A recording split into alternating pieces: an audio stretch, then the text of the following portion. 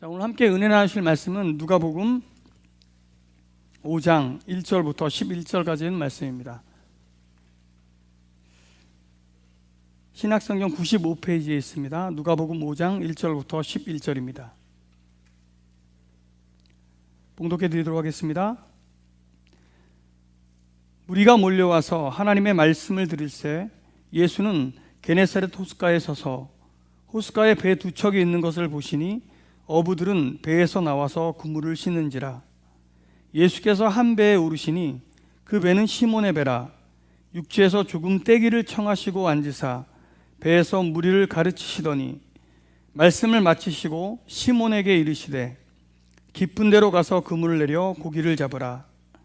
시몬이 대답하여 이르되 선생님, 우리들이 밤이 새도록 수고하였으되 잡은 것이 없지만은 말씀에 의지하여 내가 그물을 내리리이다 하고, 그렇게 하니 고기를 잡은 것이 심이 많아 그물이 찢어지는지라.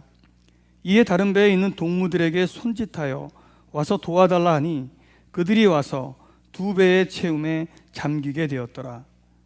시몬 베드로가 이를 보고 예수의 무릎 아래에 엎드려 이르되 주여, 나를 떠나소서, 나는 죄인이로소이다 하니, 이는 자기 및 자기와 함께 있는 모든 사람이 고기 잡힌 것으로 말미암아 놀라고 세베대의 아들로서 시몬의 동업자인 야고보와 요한도 놀랐습니다. 예수께서 시몬에게 이르시되 무서워하지 말라. 이제후로는 내가 사람을 취하리라 하시니 그들이 배들을 육지에 대고 모든 것을 버려두고 예수를 따르니라. 아멘.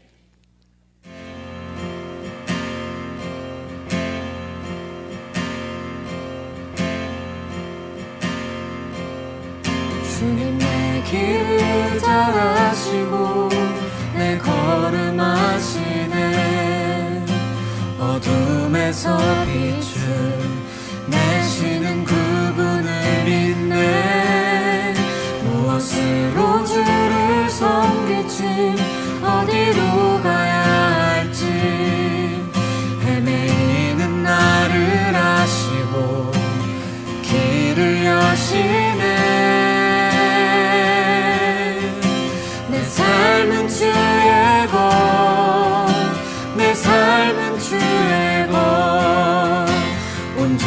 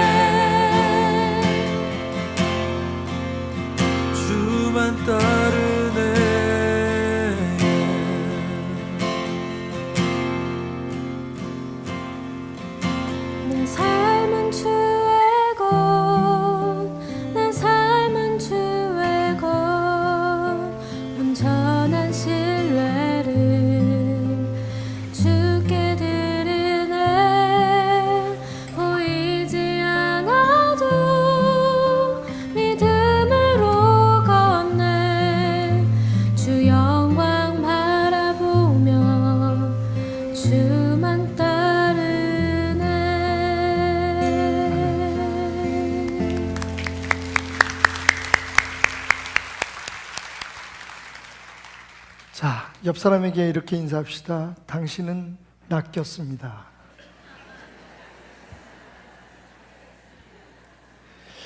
자, 우리 이 여름의 끝에 이런 야무진 상상을 한번 해볼까요? 여러분들이 휴가를 가셔서 어떤 호텔에 들어갔습니다.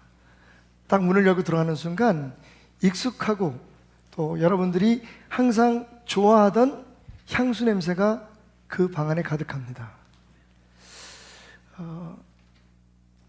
좋은 기분에 눈을 돌려서 방을 훑어보니까 침대 옆에 있는 CD 플레이어에서 당신이 가장 좋아하는 음악이 흘러나오고 있었습니다. 벽은 온통 여러분 집에 있었던 똑같은 액자들과 그림들이 가득했습니다. 심지어는 여러분의 가족 사진까지. 이쯤 되면 여러분은 경계를 하기 시작합니다. 이거 뭐지?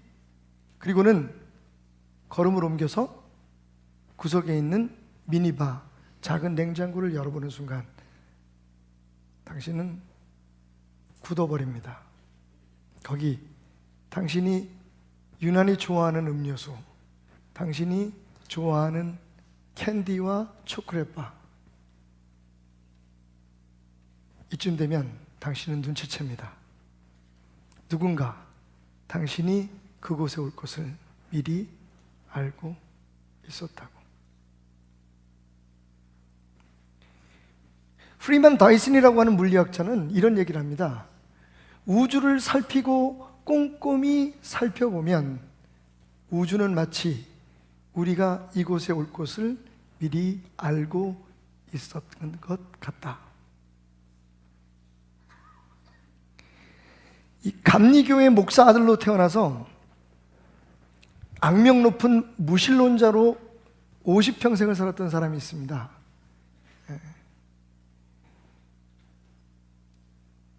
근데 이분이 2004년에, 그러니까 그의 생명이 다하기 6년 전에 AP통신을 통해서 엄청난 충격적인 발표를 합니다. 오늘 저녁 내가 비디오를 통해서 그동안 50년 동안 내가 주장해왔던 무신론을 돌이키고 신이 있다는 것을 선포하겠다.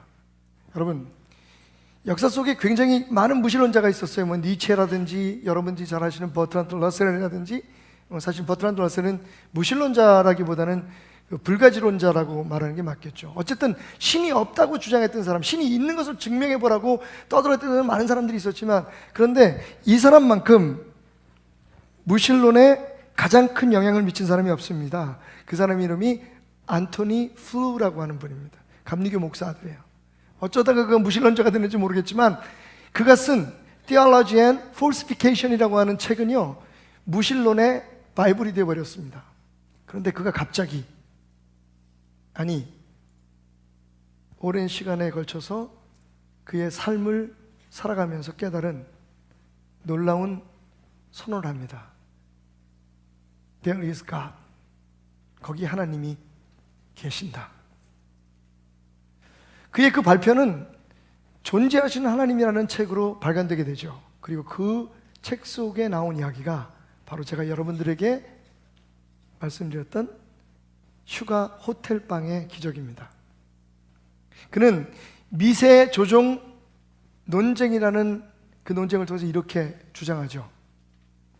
이 세상에 이 우주의 별들이, 지구를 비롯한 여러 행성들이 질량이 조금만 작았어도 아마 이 우주상의 모든 별들은 서로 부닥쳐서 깨어져 버릴 것이고, 우리가 사는 이 지구의 공기의 비율이, 원소의 비율이 조금만 달랐어도 이 땅에는 인간이 존재할 수 없었을 것이다.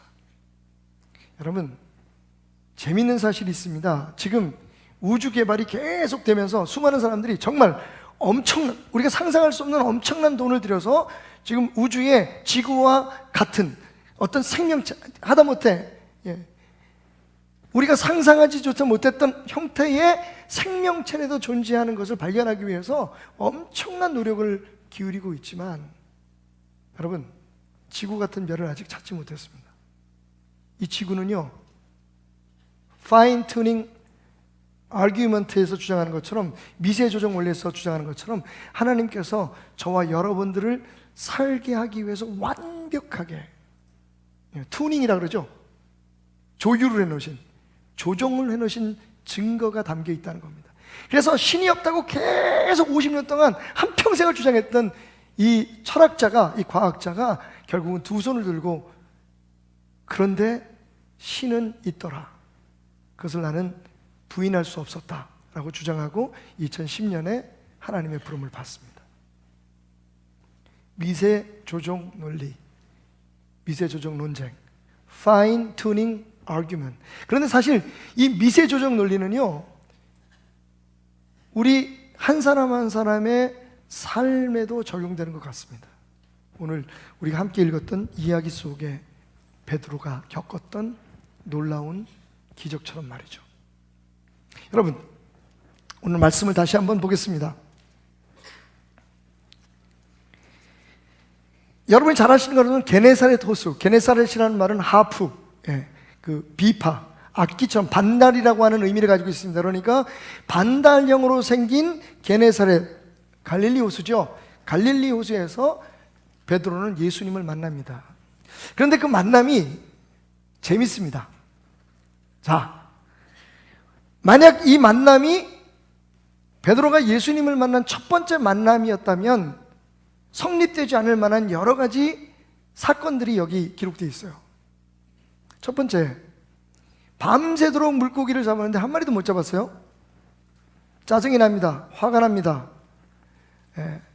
실망에 마음이 무겁고, 그리고 무엇보다도 어제 고기를 한 마리도 못 잡았으니까 가족들에게 먹을 것을 살 수 있는 돈을 준비할 수가 없었어요. 그래서 빨리 그물을 다 정리하고 깨끗이 씻고, 오늘 저녁에는 좀 일찍, 참고적으로 말씀드리면 갈릴리 호숫가에서는 저녁에만 낚시질을 합니다. 밤을 새워서 고기를 잡는데 오늘 밤에 좀 일찍 나와서 고기를 많이 잡아야겠다, 어제 못 잡은 걸 오늘 잡아야지라고 다짐하면서 그물을 씻고 있는데요, 갑자기 예수님이 많은 사람들과 함께 오십니다.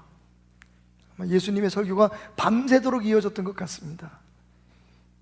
그리고는 갑자기 베드로에게 다가오시더니 당신의 배를 잠시 쓸 수 있겠습니까? 라고 얘기합니다.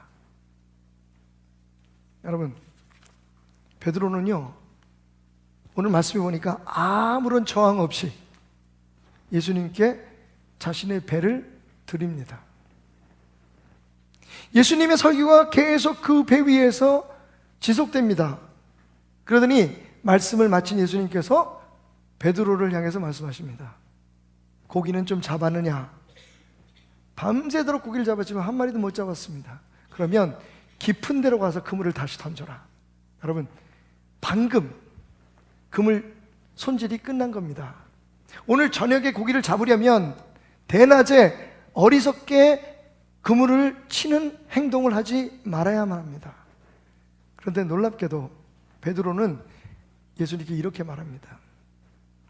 밤새도록 우리가 고기를 잡았지만 한 마리도 잡지 못했습니다.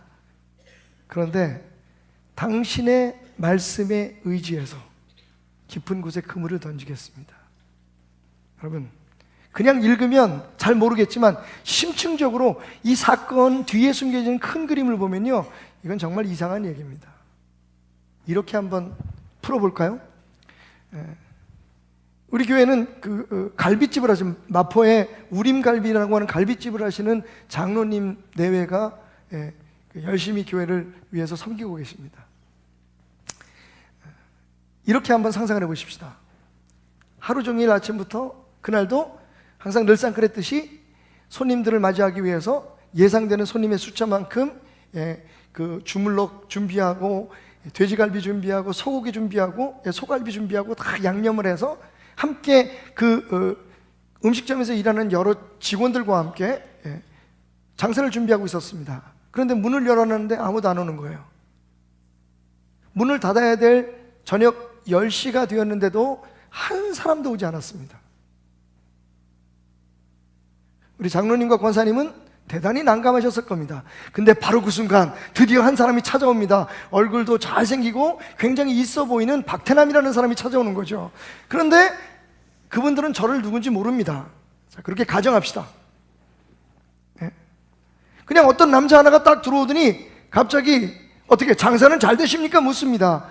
아마 성품 좋으신, 인품이 좋으신 전성덕 장로님도 짜증스럽게 말씀하시지 않았을까 생각해 봅니다. 장사는 무슨 장사요? 아유, 요즘 미치겠습니다. 그러자 그 잘생긴 남자는 말합니다. 누구라고요 그게? 감사합니다. 얘기하기를 두 문을 다 여십시오. 두 문을 활짝 열고 지금부터 손님을 기다리십시오. 여러분, 여러분이 만약에 전성덕 장로라면 어떻게 하시겠습니까? 이 사람이 이게 미친 거 아니야? 놀리는 거 아니야? 하루 종일 장사했는데 오늘은 정말 이상한 날이야. 손님 한 명도 안 와서 돈 일전 한 푼 못 벌었는데 지금 재는 고기들이 상할 판인데 염장을 지르나? 지금 10시야 11시야 모든 관광객들도 다 집으로 돌아가고 호텔로 들어가서 잠을 잘 시간이야. 아니면 동대문 시장을 갔든지. 여기 올 사람은 아무도 없어. 근데 놀랍게도 전성덕 장로님이 제 말을 듣고 문을 열고 손님을 기다렸다가 줍시다. 그리고 그 순간 갑자기 스케줄이 꼬인 일본 관광객들이 버스 2대를 그 앞에다 딱 세우더니 사람들이 쫙 들어와가지고 고기를 뜯어먹는데 돼지고기 50인분, 소고기 100인분을 먹었다고 칩시다. 좀 얘기가 이상하지 않으세요 여러분? 이상하십니까? 아니 미쳤지. 예? 하루 종일 장사관에서 다 이제 정리하고 식기 다 닦아놓고 그리고 투덜거리면서 집으로 돌아가려고 하는 판에 알지도 못하는 사람이 와가지고 갑자기 문을 열고서 더 기다려보라 그러는데 기다려보겠어요 여러분? 문을 한쪽만 열지 말고 두 쪽 문을 다 여십시오, 활짝 여십시오라고 하면 여러분 뭐라 그러겠습니까? 됐습니다. 지금 당신 나한테 뭐 하는 짓인지 모르겠지만 우리 이제 피곤해서 들어가야 됩니다. 아마 거기서 일하시는 분도 투덜거릴 거예요. 아 사장님 저 사람 저 뭐에 미쳤나 봐. 여러분 그런데 참 재밌게도 베드로는 어떻게 합니까? 예수님 말씀 그대로 그물을 던져요.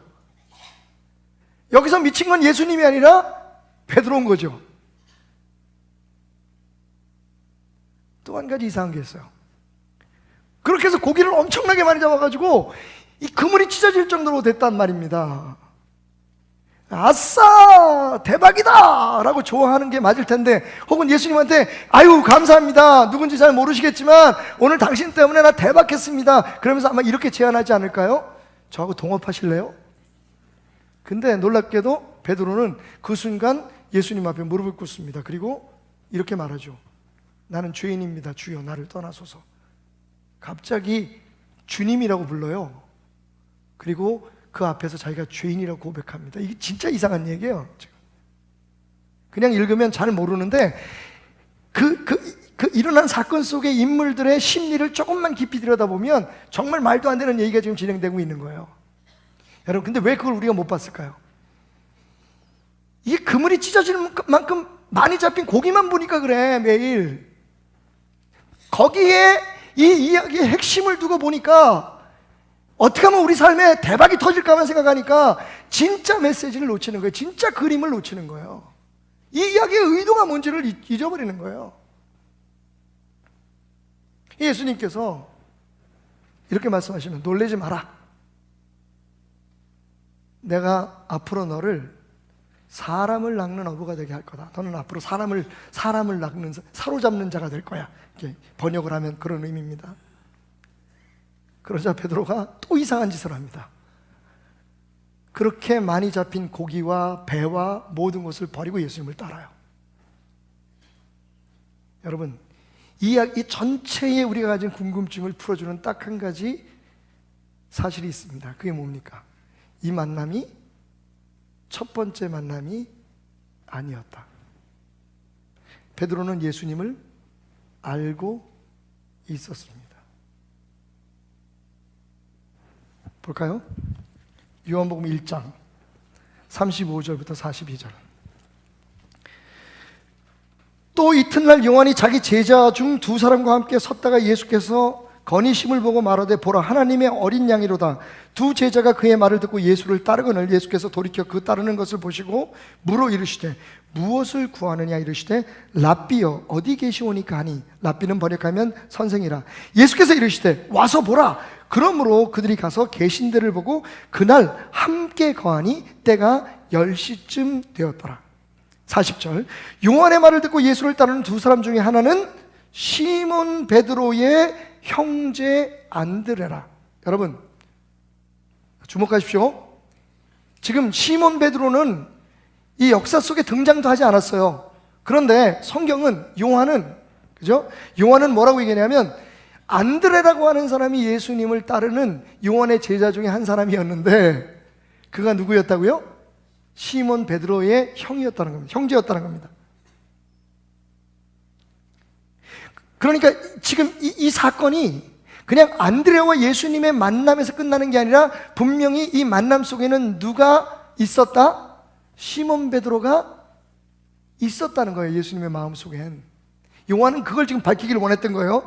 그가 먼저 자기 형제 시몬을 찾아가 말하되 우리가 메시아를 만났다 하고, 메시아는 번역하면 그리스도라, 데리고 예수께로 오니 예수께서 보시고 이르시되, 자 여기서 이 이야기, 이 만남의 진정한 의미가 나옵니다. 예수님께서 뭐라고 말씀하십니까? 내가 요한의 아들 시몬이니 장차 게바라 하리라 하시니라. 게바는 번역하면 베드로라. 이때는요, 이 베드로가 베드로라는 이름도 갖고 있지 않았을 때예요. 그의 이름은 시몬이었습니다.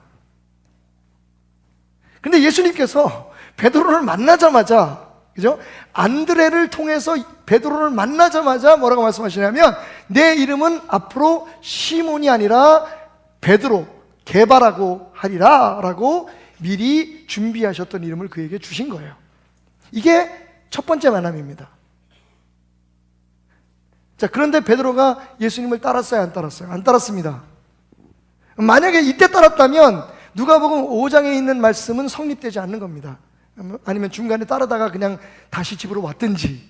어쨌든 중요한 건 이 첫 번째 만남에서 베드로는 예수님에게 사로잡히지 않았다는 겁니다. 이상한 분이네 라는 생각을 했겠죠.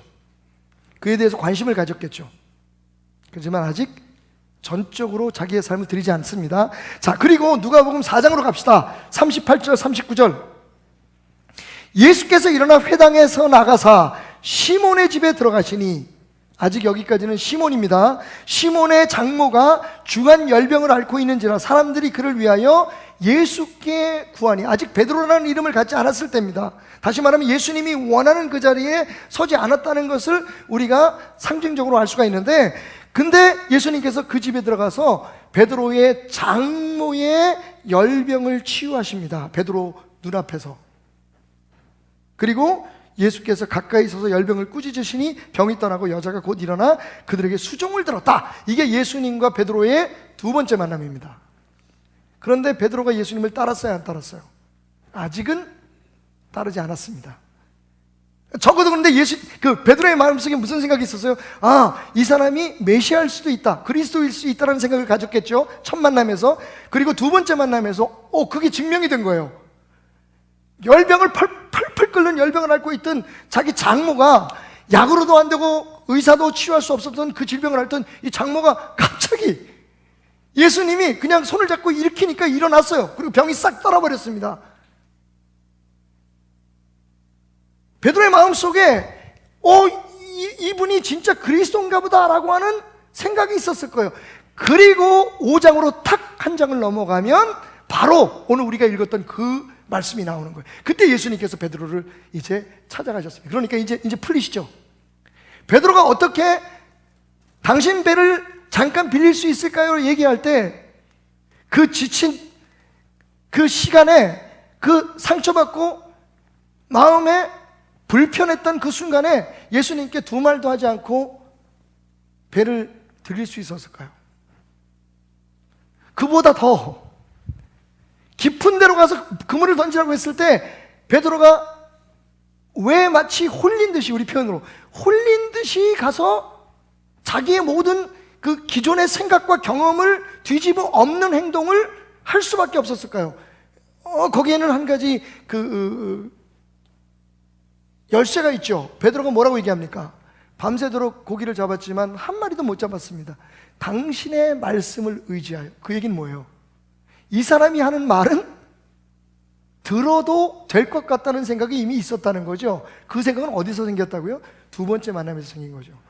아무도 못 고치는 열병을 고쳤어요, 예수님이. 그러니까 이건 내 상상, 내 생각, 나의 모든 그동안의 경험과 다른 얘기지만 이분이 얘기하시면 할 수 있다는 생각이 있었다는 거예요. 그렇지 않으면 여러분 지금 막 채비를 마치고 이제 깨끗하게 그물을 씻고 저녁 장사를 위해서 저녁에 낚시를 위해서 지금 준비하고 있는 베드로가 갑자기 다시 바다로 나갈 이유가 뭐가 있습니까? 또 있어요. 그래서 물고기가 많이 잡고 난 다음에 어떻게 됩니까?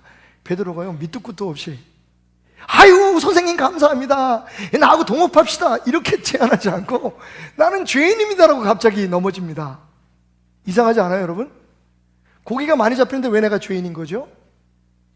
분명히 베드로는 예수님에 대한 부담을 가지고 있었던 거예요.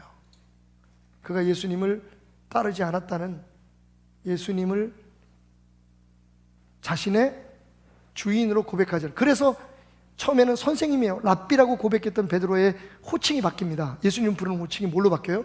주여예요. 주여, 나를 떠나소서. 또 하나 있어요. 많이도 있죠. 이상한 게 너무 많아요 이 말씀 속에는. 그게 뭡니까? 그렇게 많이 물고기를 잡았는데 다 버려요. 그날 누가 대박 났는지 모르겠어. 여러분 이 사람의 목적은 물고기 잡는 거였어요. 근데 그렇게 많이 잡힌 물고기를 다 버려요. 근데 물고기만 버리면 괜찮아. 금을 버려요? 배를 버려요? 우리 가끔 우리 아이들 교육할 때 이런 얘기를 하죠. 물고기를 잡아주지 말고 물고기 잡는 법을 가르쳐줘라. 거기에 또 한 가지 해야 될 게 있어요. 할 수 있다면 우리가 부모로서 물고기 잡을 수 있는 도구를 마련해 주는 것도 이 시대에 대한민국에 살아가는 우리 부모들의 책임인 것 같아요. 그죠? 아이들이 어느 정도 독립할 수 있도록 자기 스스로 살아갈 수 있도록 우리가 다 또 뒷받침해 주잖아요. 그죠? 근데 여러분 보십시오. 오늘 이 얘기에 그 말씀을 잠깐 빗대어 적용한다면 이런 얘기예요. 이젠 더 이상 고기를 잡을 수 없어요. 그물을 버렸잖아요. 잡힌 물고기는 둘째치고 앞으로 잡을 수 있는, 평생에 잡을 수 있는 그 물고기를 더 이상 잡을 수 없다는 거예요. 그리고 심지어는 배까지 버려서, 배는 좀 비싸요. 배까지 버렸어요. 어떻게 이 짧은 시간에 한 번의 만남을 통해서 베드로가 이 모든 걸 다 했느냐는 거예요. 여러분 말씀드렸듯이 그날 그물에 걸린 건 물고기가 아니라 베드로 자신이었습니다. 예수 그물이라고 하는 그물에 말이죠. 정리하자면 이런 얘기예요. 예수님께서 베드로를 온전하게 훗날 당신이 원하시는 사람으로 세우기 위해서 철저하게 계획을 하시고 연출된 접근 계획에 따라서 베드로를 툭 팍 낚아채신 거죠. 그 고백이 저는 그거라고 생각해요. 주여 나를 떠나소서 내가 죄인입니다. 이 고백이 그냥 나오겠어요 여러분? 예? 전성덕 장로님이 그렇게 해서 대박이 났다 그래서 저한테 오 주여 나를 떠나소서 이렇게 얘기하겠어요? 나하고 동업합시다. 당신이 누군지 모르지만. 여러분 우리가 살아온 모든 세월을 돌아보면 그 어느 것 하나 주님의 손길이 안 미친 것이 없었다는 겁니다. 지나온 모든 세월들 돌아보아도 그 어느 것 하나 주님 손길 안 미친 것 전혀 없네. 오 신실하신 주, 오 신실하신 주, 내 너를 떠나지도 않으리라. 내 너를 버리지도 않으리라. 약속하셨던 주님, 그 약속을 지키사 이후로도 영원토록 나를 지키시리라 확신하네. 할렐루야! 할렐루야! 여러분, 한번 돌아보십시오. 여러분이 살아왔던 그 날들을. 오늘 여기에 서 있게 된 여러분의 그 모습이 여러분 그냥 하나님과 관계없이 당신이 여기까지 달려온 것이라고 생각해 보셨습니까? 혹시 여러분들은 내가 이렇게 살아왔는데 지금부터 하나님 날 도와주세요 라고 고백하고 있지는 않습니까? 천만에요. 여러분, 큰 그림을 보십시오. 이 미세조정 아규먼트는, 이 미세조정 논쟁은 우리의 삶이 이렇게 되기 위해서 정말 피아노를 조율하듯이, 기타를 조율하듯이, 우리의 음성을 조율하듯이 하나님께서요, 내가 여기 있지 않으면 안 될 상황으로 나를 몰아가시고 계획하시고 섭리하시고 이끌어 오신 증거가 바로 오늘 여러분이 서 있는 그 자리인 것을 여러분 믿으시기 바랍니다. 그렇지 않으면 존재할 수 없었어요. 지구를 그렇게 만드셔서 하나님의 형상을 닮은 우리를 만드셨듯이 하나님은요, 하나님의 자녀된 여러분 한 사람 한 사람의 삶을 철저하게 그렇게 될 수밖에 없도록 이끄시고 인도해 주셨다는 증거가 오늘 이 말씀입니다. 그렇게 베드로는 예수의 그물에 걸려들고 말았죠. 그리고 그는 삶의 진정한 의미를 발견합니다. 사람 낚는 어부가 되어라. 내가 너를 낚았던 것처럼, 여러분, 낚시꾼들이 그물을 치든지 낚시질을 하든지 고기 한 마리를 잡기 위해서 얼마나 철저한 준비가 있는지 아시죠? 저는 깜짝 놀랐어요. 제가 교회 짓고 난 후에 오랫동안 우리 박순성 장로님과 바다 낚시 가는 걸 좀 못 갔었는데, 그 전에 시간 있을 때 1년에 한 번씩 꼭 바다 낚시를 가면요, 정말 제가 생각하는, 그냥 우리가 눈으로 볼 때는 바다에다가 낚시만 던지고 건지면 될 것 같지만, 여러분, 추의 무게, 사용하는 미끼, 그리고 시간대, 썰물, 밀물때 다 봐야 되죠. 그 다음에 포인트도 봐야 돼. 이런 걸 잘 보는 사람이 잘 잡는다고. 그리고 또 잘 잡는 사람이 있어. 그런 거 잘 보는 사람 옆에 쫓아가는 사람 100% 잘 잡아. 그게 나야. 잘생긴 돼지갈비집에 갔던 그 남자가 바로 그 사람이야. 여러분, 세상에 우연이 없는 거예요. 우리가 그렇게 고백하잖아요. 나의 삶의 모든 것을 합하여 선으로 이시는 하나님. 그렇게 고백해놓고는 왜 하나님 내 삶에 이런 불행이, 왜 내 삶에는 이런 어려움이.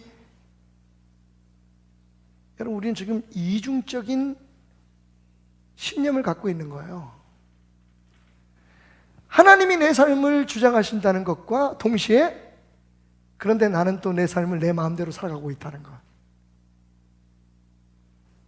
여러분, 베드로의 삶은 철저하게 짜여진 예수의 섭리의 그물에 걸린 한 마리의 물고기와 같은 삶이었어요.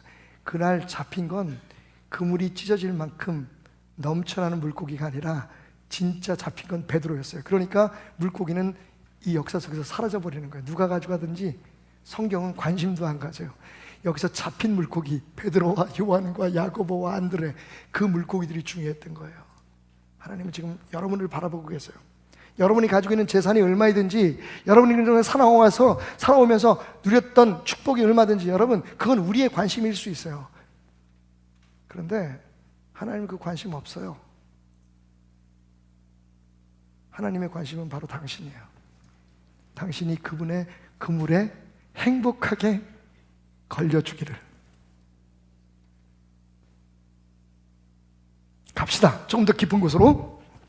자, 그러면 이 이야기에, 이어지는 이야기 속에 조금 더 깊은 곳으로 들어가서 이 말씀이 정말 우리에게 주는 하나님의 큰 그림이란 교훈이 뭘까 한번 생각해 보기를 원합니다. 세 가지 의문점 다시 한번 점검해 보면, 첫째, 밤이 새도록 수고하였는데 잡은 것이 하나도 없었다. 여러분, 이거 기적입니까 아닙니까? 죄송합니다. 제가 너무 성급했네요. 여러분에게 묻습니다. 기적의 정의가 뭡니까? 우리가 상상할 수 없는, 기대하지 않았던 엄청난 일이 일어나는 게 기적입니까? 맞습니다. 그런데 그건 결과죠. 기적의 정의를 저는 이렇게 내립니다. 우리의 삶에 미치는 하나님의 간섭. 여러분, 하나님이 간섭하시니까 인간 사회의 법칙에는 맞지 않는 일들이 벌어지는 거예요. 물고기 2마리와 보리떡 5개로 5,000먹을 먹인 사건은 기적이라고 부르지만, 여러분, 그 기적의 원인이 뭡니까? 하나님의 능력이에요. 예수 그리스도의 능력, 하나님의 축복의 권세입니다. 그죠? 기적의 진정한 정의는 일어난 일이 아니에요. 그 일을 일으키게 한 힘이에요. 그래서 저는 하나님의 간섭, 그것이 기적이다. 여러분, 저는 그동안에 베드로를 낳기 위해서 철저하게 준비하신 예수님의 그런 모습을 보면서 뭘 생각했냐면, 그날 밤 물고기를 한 마리도 못 잡은 건 기적이었다. 예수님께서 물고기 다 쫓아버리신 거예요. 믿습니까? 여기 한 가지 중요한 힌트가 있어요. 베드로가 이렇게 얘기하죠. 우리가 밤새도록 고기를 잡았지만, 내가라 그래요? 아니면 우리라 그래요? 그 얘기는 뭡니까? 그날 밤에 물고기를 못 잡은 건 베드로 혼자가 아니라는 거예요. 그죠? 그 다음에 우리가 또 간접적인 증거를 하나 볼 수가 있는데, 그래서 물고기가 너무 많이 잡혔을 때 주변에 있는 사람들을 불러서 친구들에게 그걸 건져달라고 그럴 때 이 사람들이 같이 놀랐다 그랬어요. 여러분, 그날 밤 그 고기가 많은, 평생을 고기를 잡아서 먹고 살 만큼 풍성한 어류 자원이 있었던, 어종들이 있었던 그 갈릴리 바다에서 한 마리의 물고기도 잡히지 않은 건 주님의 철저한 간섭이 있었기 때문입니다. 그래서 저는 그걸 뭐라고 부르냐면요, 기적 이전의 기적이라고 얘기해요. 다시 한번, 여러분, 왜 우리가 그걸 못 봅니까? 잡힌 물고기만 바라보니까 그래. 이거 기적이다. 내 삶에 그런 일이 일어나게 해주십시오. 그런데 여러분, 그 많은 물고기가 잡히기 전에 무슨 일이 있었는지를 생각해 보세요. 한 마리도 못 잡은 기적이 있었어요. 여러분, 우리 인생의 빈 그물도 기적인 것을 믿으시기 바랍니다. 로마서 8장 28절 롬파리팔 뭐라고 얘기하면, 모든 것을 합력하여 선을 이루신다. 여기 모든 거에는요, 물고기가 많이 잡힌 그물만 얘기하는 게 아니에요. 텅 빈 그물을 얘기하는 거예요. 엄청난 고기가 잡혀서 행복했던 그 순간만을 얘기하는 게 아니에요. 밤새도록 던지고 걷고 던지고 걷고 한 마리도 잡을 수 없는 물고기를 향해서 그 헛된 그물질을 했던 그 순간도 포함된 거예요. 왜 여러분은 하나님이 내 삶의 주인이라고 말하면서 내가 원하고 바라고 내가 기대했던 게 되는 것만 하나님의 은혜라고 생각합니까? 그것만 하나님의 기적이라고 생각합니까? 하나님이 온전히 베드로를 하나님의 사람으로 귀하게 쓰기 위해서 하나님은요, 예수님은요, 그날 밤에 모든 물고기들을 전부 다 잠잠케 했어요. 베드로의 그물, 다른 형제들의 그물에 근처에도 못 가게 했어요. 이건 정말, 여러분 베들께 오신 게 복 받은 거예요. 이게 알구나 하면 하세요. 이게 다른 전 세계 어떤 목사도 이거는 몰라. 이게 참 교만해질까봐 조심스러운데, 그날 예수님께서 물고기들한테 어떻게 했는지 저는 알아요. 이렇게 했어요.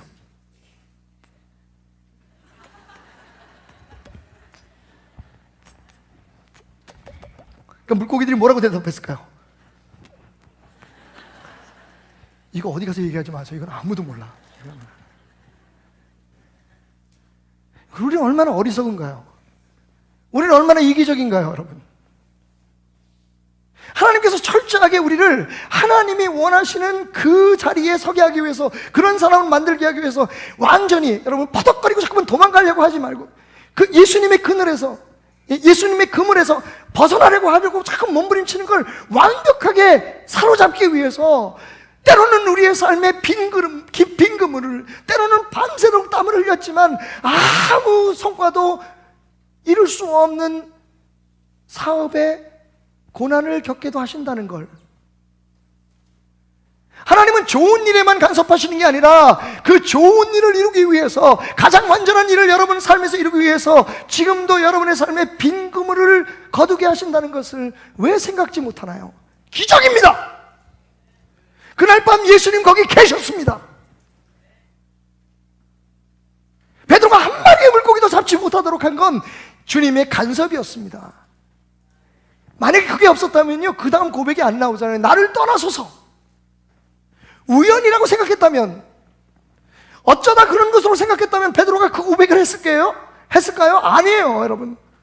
철저하게 완벽하게 예수 그리스도 앞에 당신은 구세주요 살아계신 하나님입니다라고 나중에 고백했던 그 고백을 끌어낼 수 있도록 예수님은 그의 삶에 빈 그물의 기적을 행해 주신 겁니다. 할렐루야! 여러분, 힘드십니까? 삶에 어려움이 있고 고통이 있으십니까? 매일매일 걷어 올려도 될 듯 이 시간대에 여기에는 고기가 잡혀야 되는데 라고 여러분들이 여러분의 경험을 의지하고 여러분의 지식을 의지해서 또 여러 사람들의 조언을 의지해서 그물을 던졌는데 일전 한 푼 안 걸려 올라옵니까? 물고기 한 마리, 피라미 새끼 한 마리도 안 걸려 옵니까? 여러분, 하나님께서 여러분과 함께 하심을 믿으시기 바랍니다. 기적이에요, 기적이에요. 그게 바로 이 이야기 속의 큰 그림입니다. 따라합시다. 내 삶에 빈 그물도 하나님의 은혜임을 내가 믿습니다. 그 고백이 있어야 돼요, 여러분. 그래야 인생이 재밌어지는 거예요. 그래야 인생이 즐거워지는 거예요. 기대가 되는 거예요. 그래야 우리가 세상 끝에서 희망을 보게 되는 거예요. 불평과 원망이 아니라, 하나님께서 이렇게 하시면, 적어도 내가 하나님의 자녀라는 확신을 가지고 하나님이 이렇게 하시면 분명히 그 다음 기적은 뭘까? 그 다음 기적은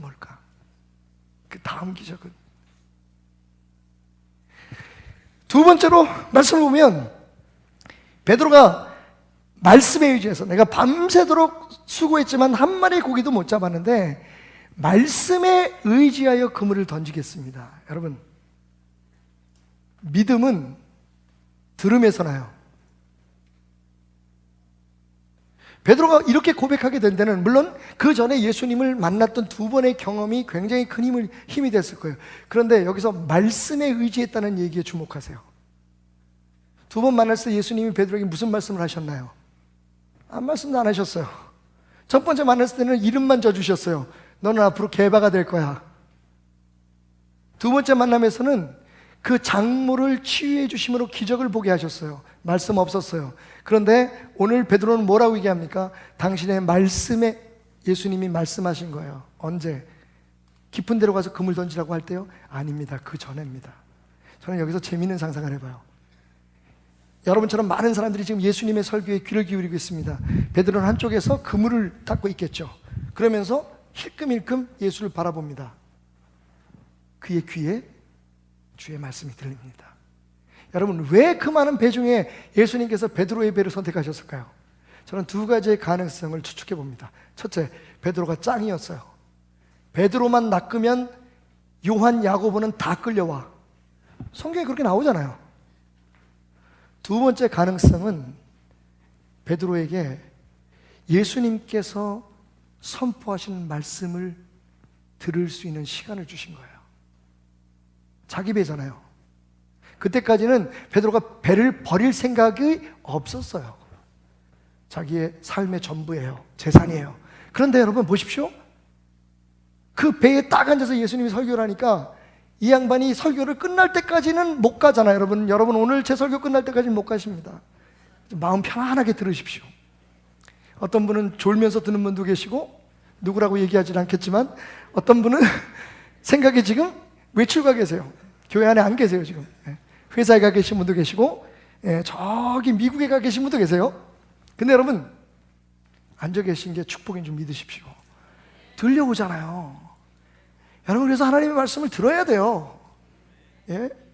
예배에 집중하셔야 돼요. 여러분, 이게 콩나물 물 주는 게, 제가 최홍렬 안수 집사님한테 배웠어요. 콩나물 공장 사장. 콩나물 잘하는 게 진짜 희한해요. 물이 다 빠져나가요. 고이지 않아요. 다 빠져나가요. 그런데 콩나물이 쭉쭉 자라요. 여러분, 바로 그런 은혜예요. 저는 여러분들에게 기대를 가지고 있어요. 저는 여러분들을 믿습니다. 아니, 여러분 안에 역사하신 하나님을 믿어요. 지금 당장은 여러분이 저를 봐도, 제가 여러분을 봐도, 여러분이 한국교회를 봐도 뭔가 부족한 것 같고 연약한 것 같지만, 여러분 끊임없이 은혜는 지금도 임하고 있습니다. 지금도 곳곳에서 복음이 전파되고 있습니다. 하나님의 역사가 일어나고 있습니다. 지금 당장 뒤집어지고 엎어지고, 우리 그런 걸 원해요. 그죠? 하지만 여러분, 계속 쏟아지는 말씀을 듣다 보면, 계속 은혜에 우리가 노출되다 보면, 우리도 모르는 사이에 어느 순간 뻥! 주님께서 우리를 낚아채실 때에 그 미끼를 물지 않으면 안 될 만한 놀라운 은혜의 증거가 우리 안에 생겨났다는 것을 알게 되는 거예요. 예수님이 얼마나 철저하게 연출하셨는지 보세요, 여러분. 거기 앉혀놓고, 네 배가 내 배다 라고 말씀하시면서 설교를 하시니까, 여러분, 오늘 이 자리에는 예의상 설교가 끝나기 전에 못 나가시는 분이 계실 거예요. 우리 교회를 왜 이렇게 디자인했느냐고 물어보시면 그 이유도 있어요. 누가 나가면 다 보여. 딱 일어서잖아. 일어서는 순간부터 모든 성도들이 눈이, 여러분 절대로 여러분에게 부담 가지라고 말씀드리는 건 아닌데 그렇다고요. 여러분들이 화장실 가려고 일어나시잖아요. 그러면 모든 성도들의 눈이 다 당신을 바라보고 있습니다. 거기다가 카메라까지 비칠 수 있어요. 조심하세요. 못 떠나요. 들어야 해요. 그러면서 그동안 예수님이 당신을 만나줬던, 그리고 예수님이 보여주셨던 그 기적과 지금 말씀하신 그 내용이 뭔지는 성경에 안 나와 있지만 하시는 말씀이 오버랩되면서 버무려지면서 베드로의 마음속에 이분이 누구지? 이분이 정말 메시아인가라고 하는 확신이 생긴 거예요. 그러니까 가서 금을 던지라 그러니까 두 말 안고 가서 금을 던지는 거야. 이미 베드로의 마음속엔 이분의 말에 권능이 있다, 이분의 말에 신뢰할 게 있다. 적어도 한번 미친 척하고 그물을 던져서 손해볼지언정 한번 해볼 만한 가치가 있다는 말씀을 들으면서 그러한 감동이 생겨나셔야 돼요. 그리고 그렇게 지금 되어가고 있어요. 자, 10년 전에 여러분의 모습, 5년 전에 베들교회 왔을 때 여러분의 모습과 오늘의 여러분의 모습을 비교해 보십시오. 아직도 부족한 게 있어요. 저도 마찬가지예요. 저는 25년, 26년 베들교회 있는데 아직 이렇게 부족한 게 많아요. 그럼에도 불구하고 저는 가끔 돌아봅니다. 와우! 참 많이 변했어. 그 스며드는 말씀이 여러분과 함께 했던 그 시간 속에 제게 밀려왔던 그 은혜들이 저를 진짜 목사로 만들어가고 있는 것 같아요. 그렇게 여러분들이 하나님의 사람으로, 하나님이 계획하시고 목적한 사람으로 지금 만들어져가고 있습니다. 여러분, 가능하면 예배에 많이 참석하세요. 여러분이 삶에서 드리는 예배도 중요하지만 들어야 돼요. 남이 이렇게 써놓은 거 그냥 베끼고 이렇게 듣기만 하시면 안 돼요, 여러분. 여러분 스스로 하나님의 말씀에 노출되면 아직 다 이해 못해도 좋아요. 자꾸만 듣고 또 듣고. 여러분과 제 사이에 참 많은 블락들이 있어요. 블락키지가 있어요. 여러분의 생각, 여러분의 느낌, 여러분의 감정, 여러분의 이념. 그래서 제가 하는 얘기가 다 여러분의 가슴 속에 다 와닿지 않아요. 이렇게 해서 그래도 여러분 계세요. 그러다가 한 놈이라도 빠져나가는 놈이 있어요. 이거 놈이 아니다. 하나님 말씀이라도 빠져나가는 말씀이 있어서 여러분의 가슴에 닿는 순간, 여러분 그 말씀의 능력이 있으니까, 그게 하나님의 말씀이니까 역사가 일어나게 되는 거예요. 그냥 예배 많이 참석하라고 말씀드리는 거 아니에요. 예배 많이 참석하는데 우리 교회는 헌금도 안 하는데 뭐, 우리는 정말 주일날 이외에는 다 자발적인 헌금이잖아요. 어떤 교회들처럼 예배 모일 때마다 헌금 내는 교회 아니에요, 우리 교회는. 그러니까 부담 없이 오세요. 오시면 부담을 갖게 되실 거예요. 그게 하나님의 은혜예요. 여러분은 지금 낚이셨어요. 그 예수의 사랑에, 그 끊을 수 없는 용이 주도한 예수의 그물에 여러분은 지금 낚이신 물고기예요. 아주 완전히 깊은 곳에 들어와 있거나 아니면 아직은 그 그물을 빠져나오고 펄떡이거나, 그러나 분명한 건 당신은 그 그물에 걸려 들었어요. 마지막으로 보면 그렇게 하니 고기가 많이 잡혔다. 여러분 여기서 키워드는 그렇게 하니예요. 해야 돼요. 당신 말도 좋고 이해가 가고 감동적이고 힘이 나네요. 알겠습니다. 내일 하겠습니다. 그러면 그물에 물고기가 잡히지 않았을 거예요. 결론은 따라합시다. 결론은 순종이다. 결론은 순종이에요. 순종으로 우리는 그 예수의 은혜의 깊은 그물 속에 갇히게 되는 거예요. Sweet surrender. 가장 행복한 항복의 축복 속에 들어가는 거예요. 내 힘으로 살아보려고 퍼득이던 그 순간에 오 주여 내가 죄인입니다, 나를 떠나서서 고백했던 그 베드로 물고기의 고백이 여러분의 입에서 나오는 거예요. 순종이 답이에요. 사랑하는 여러분, 그날 밤에 그물에 걸린 건 그물을 찢을 만큼 많았던 물고기 아니었습니다. 예수님이 낚기를 원했던 건 베드로였고, 오늘 그 그물은 여러분이 살아오는 수많은 날들의 그 흔적 속에 여러분에게 쳐져 있습니다. 저는 생각해 봤어요. 제 인생에 대학교 입시에 실패해서 방황했던 순간들, 권총 강도를 만나서 이게 인생의 끝인가 보다 생각했던 순간들, 교회를 짓다가 너무 많은 상처를 받아서 교회에 사표를 내고 제 아내에게 여보 나 이러다가 죽으면 혹시 자살할 생각은 없었고요. 자살 안 해도 죽을 것 같더라고. 심장이 너무 막 터질 것 같고 아팠어요. 제가 아내에게 그랬어요. 내가 만약 죽으면 맹원교 장로, 오창근 장로에게 가서 상담을 하세요. 이 교회를 어떻게 끌어가야 할지.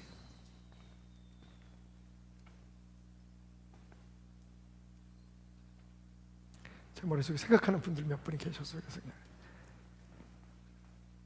근데 생각해 보니까 그 시간이 오늘 제가 여기 서 있는 이유가 된 것 같아요.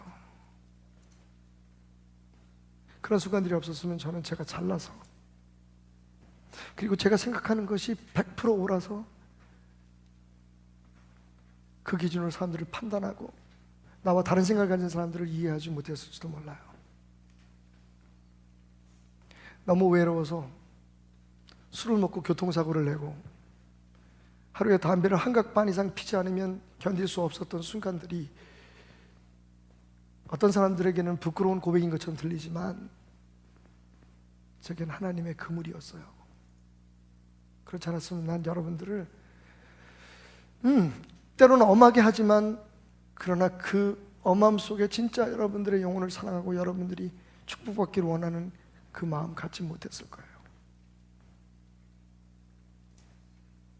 여러분, 오늘 여러분들이 어떤 일을 겪고 있든 여러분이 하나님의 자녀라는 확신이 있다면 여러분은 그분의 그물에 걸린 행복한 물고기라는 걸 기억하세요. 그리고 순종하는 걸 배우세요. 주의 말씀에 귀를 기울이세요. 기도합시다.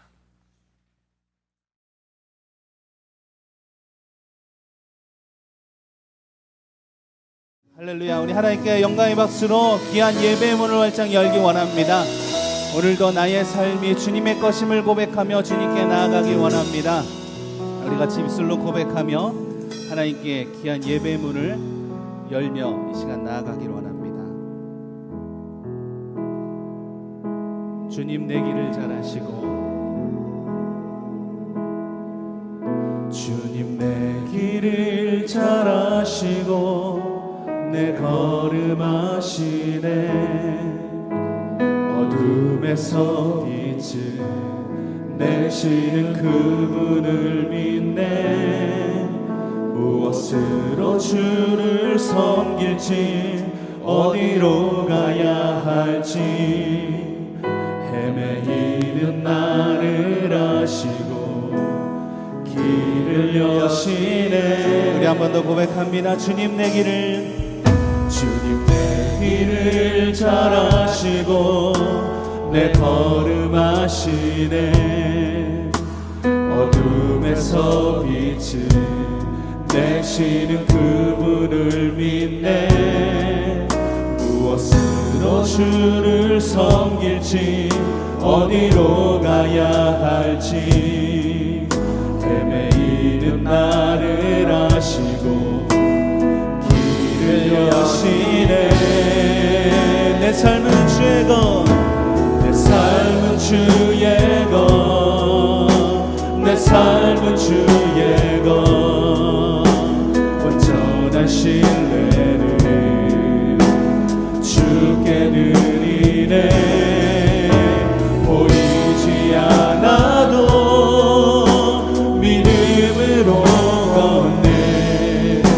주 영광 바라보며 주만 따르네.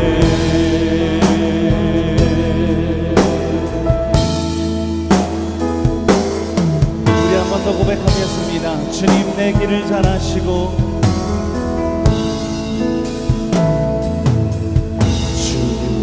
길 잘 아시고 내 걸음 아시네. 어둠에서 빛을 내시는 그분을 믿네. 무엇으로 주를 섬길지 어디로 가야 할지 헤매이는 나를 아시고 길을 여시네. 내 삶은 주의 것, 내 삶은 주의 것, 내 삶은 주의 것, 온전한 신뢰를 주께 드리네. 보이지 않아도 믿음으로 걷네. 주 영광 바라보며 주만 따르네. 내 삶은 주의 것, 내 삶은 주의 것, 내 삶은 주의 것, 내 삶은 주의 것, 온전한 신뢰를 주께 드리네. 보이지 않아도 믿음으로 걷네. 주 영광 우리 한 번 더 고백합니다. 내 삶은 주의 것, 내 삶은 주의 것, 내 삶은 주의 것, 온전한 신뢰를 주께 드리네. 보이지 않아도 믿음으로 걷네. 주 영광 좀 더 높은 목소리로 주님을 찬양합니다.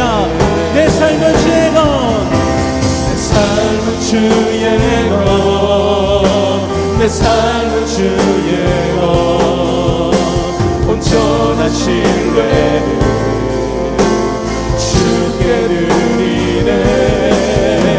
보이지 않아도 믿음으로 걷네. 주 영광 내 삶은 주의 것, 내 삶은 주의 것, 내 삶은 주의 것, 온전한 신뢰를 주께 드리네. 보이지 않아도 믿음으로 걷네. 주 영광 내 삶은 주의 것, 내 삶은 주의 것, 내 삶은 주의 것, 온전한 신뢰를 주께 드리네. 보이지 않아도 믿음으로 걷네. 주 영광 우리 마지막으로 한 번 더 고백합니다. 내 삶은 주의 것, 내 삶은 주의 것, 내 삶 오늘 이 예배 가운데 주님께 온전한 신뢰를 드리기 원합니다. 신뢰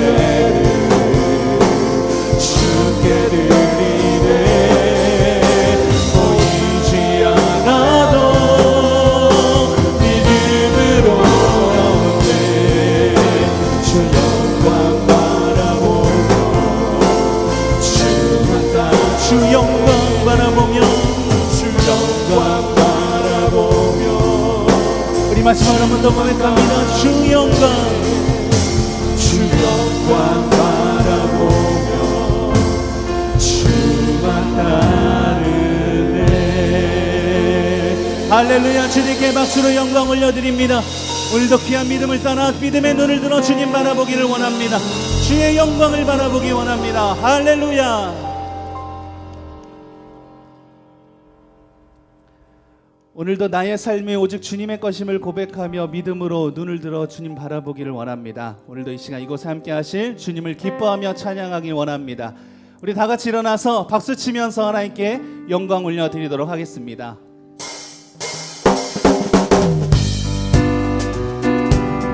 오늘도 주님의 그 친절한 팔에 안기기를 원합니다. 기쁨으로 찬양하며 영광 올려드립니다. 할렐루야.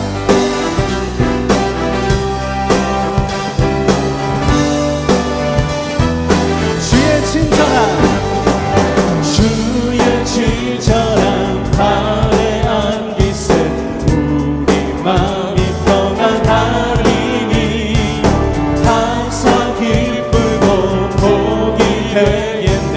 영원하신 팔에 한 번 더 주의 친절한 팔에 안기세 우리 마음이 평안하리니 항상 기쁘고 복이 되겠네.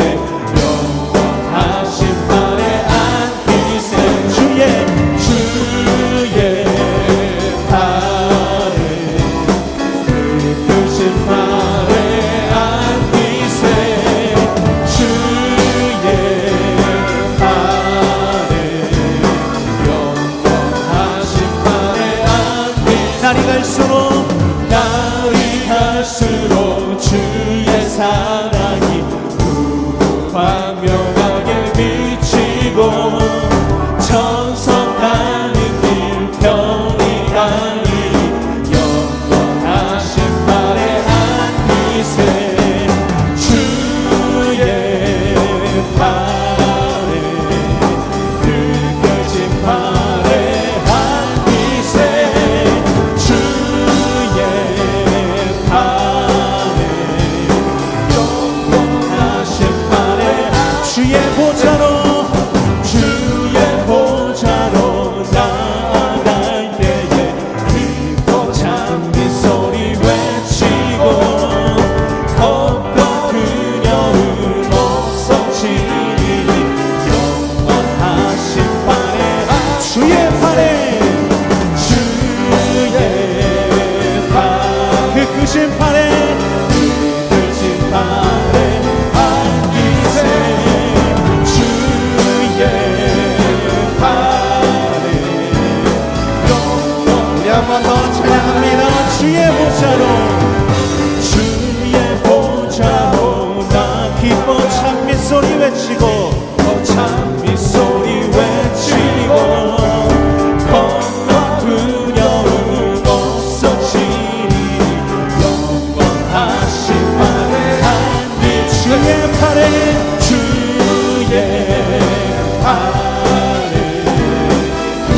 크신 팔에 안기세 주의 팔에 영원하신 우리 한 번 더 주의 팔에 그 크신 주의 팔에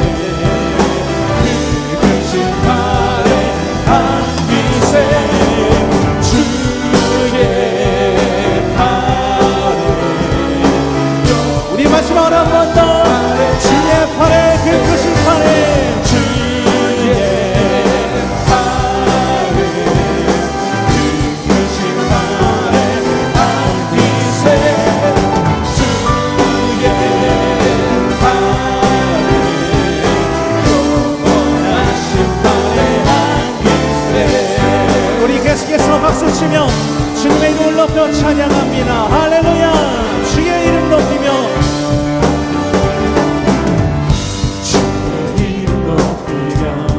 주를 찬양합니다. 주를 찬양하나이다. 나를 구하러 오신 주를 기뻐합니다. 주를 기뻐하며 한번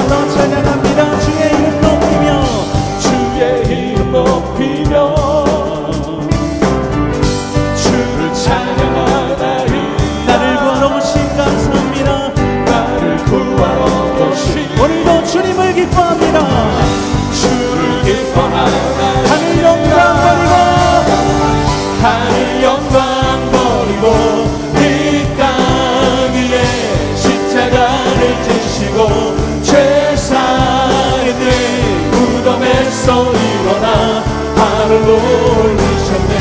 주의 이름 높이 주의 이름 높이며 주의 이름 높이며 주를 찬양하나이다. 나를 구하러 오시 주님을 기쁨이라 주를 기뻐하나. 하늘 영광 버리고 이 땅 위에 하늘 영광 버리고 이 땅 위에 십자가를 지시고 죄상인의 무덤에서 일어나 하늘로 올리셨네.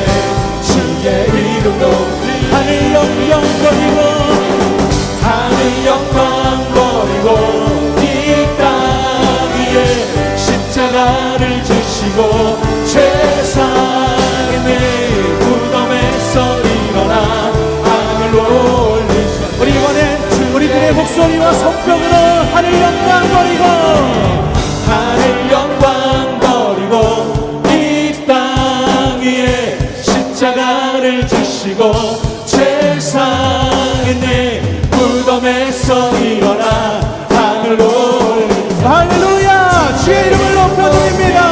할렐루야 하늘 영광 버리고 이 땅 위에 십자가를 지시고 죄상인의 무덤에서 일어나 하늘로 올리셨네.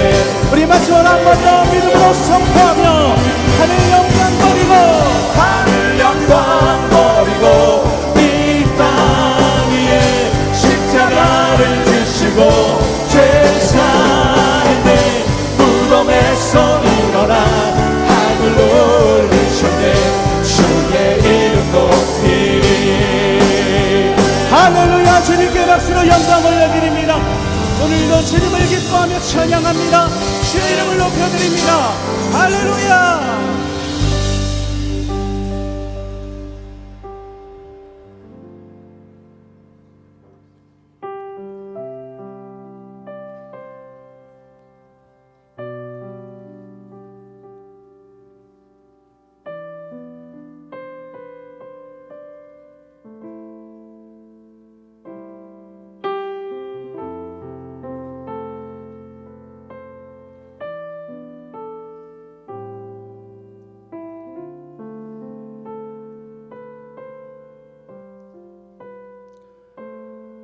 우리 시간 예배 가운데 나아갈 때에 나의 삶의 길을 잘 아시는 주님과 함께하기를 원합니다. 주의 그 크신 팔에 안기기를 원합니다. 주의 이름을 높여드리며 주님을 기뻐하며 나아가기를 원합니다. 오늘도 이 시간 나아갈 때에 그 믿음의 끈을 붙잡고 주님 발 앞에 엎드려 나아가기를 원합니다. 주의 옷자락을 만지며 또한 주의 두 발을 씻기며 주님의 그 발에 입을 맞추며 나의 왕관을 오늘도 내려놓기를 원합니다. 우리 같이 고백하며 주님께 나아가겠습니다.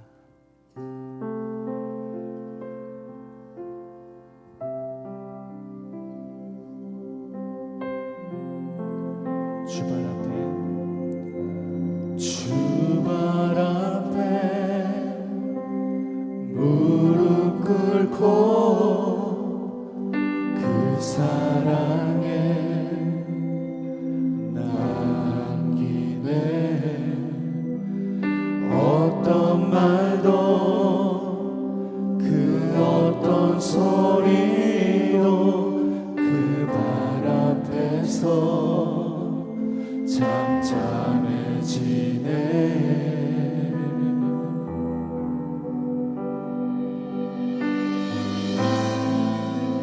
주 나의 사랑 그 발 앞에 앉아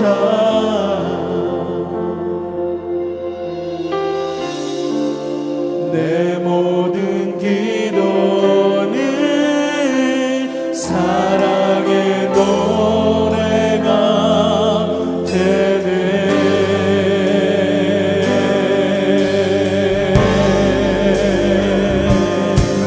주의 옷자락 만지며 주의 두 발을 씻기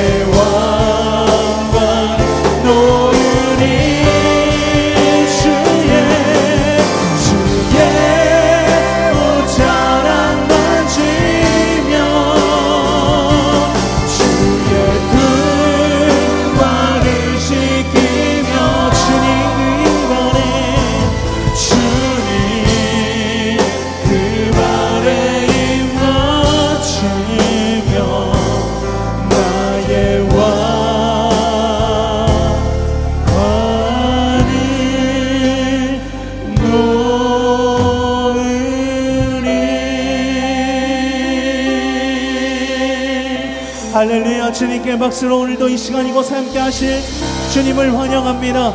주님 나의 예배를 받아주시옵소서. 주님 만나기를 소망합니다. 할렐루야.